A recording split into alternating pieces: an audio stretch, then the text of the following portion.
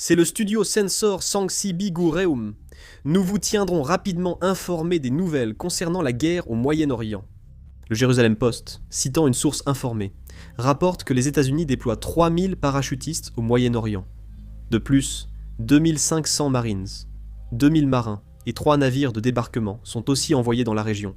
Il a été confirmé qu'une opération de transport de grande envergure est en cours depuis diverses bases militaires terrestres, navales et aériennes des États-Unis vers le Moyen-Orient. Depuis le 12 mars, au moins 35 vols de transporteurs C-17 ont effectué des missions de transport. À Ispahan, Iran, la région de Kami a subi des attaques massives de chasseurs israéliens et américains. Dans la vidéo, les citoyens rient et manifestent leur joie.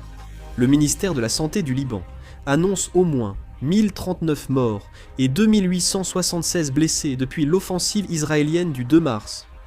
À Erbil, en Irak, des milices pro-iraniennes attaquent la base américaine, tandis que les forces américaines tentent d'intercepter les drones iraniens. Le commandement central américain publie une vidéo de frappe sur des positions iraniennes. L'ambassade des États-Unis en Oman a ordonné une évacuation locale sur tout le territoire, y compris la capitale, en raison d'activités persistantes. Le porte-parole de l'armée iranienne a déclaré que l'Iran contrôle entièrement le golfe Persique, le détroit d'Ormuz et les eaux côtières d'Oman, ajoutant que Téhéran n'a pas besoin de poser des mines marines dans le golfe Persique pour renforcer sa position. Bloomberg rapporte qu'une attaque iranienne contre l'eau ou les infrastructures stratégiques saoudiennes entraînerait une riposte de légitime défense contre l'Iran. Le ministre pakistanais des Affaires étrangères, Ishaq Dar, a contacté son homologue iranien, Abbas Araghchi, pour discuter de la situation régionale. Le ministère des Affaires étrangères du Pakistan indique que l'ambassadeur Dar a insisté sur l'importance du dialogue et de la diplomatie pour la paix, la sécurité et la stabilité régionales et mondiales. Le porte-parole du ministère des Affaires étrangères pakistanais a affirmé à CNN que le Pakistan est prêt à accueillir des pourparlers avec l'Iran, les États-Unis et Israël.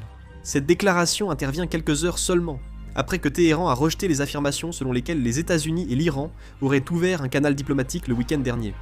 Le ministère des Affaires étrangères de la Russie a souligné l'urgence pour l'Iran de cesser immédiatement les hostilités et de s'orienter vers une solution politique et diplomatique. Selon la déclaration du rapporteur spécial de l'ONU, lors de la présentation d'un nouveau rapport au Conseil des droits de l'homme à Genève, il a été affirmé qu'Israël avait en fait reçu l'autorisation de torturer les Palestiniens. En présentant le rapport, Francesca Albanese a affirmé qu'il documente le génocide en cours contre les Palestiniens, l'usage systématique de la torture par Israël et un climat favorable à cette pratique. Si j'obtiens d'autres informations, je ferai une vidéo. Je termine ici, merci.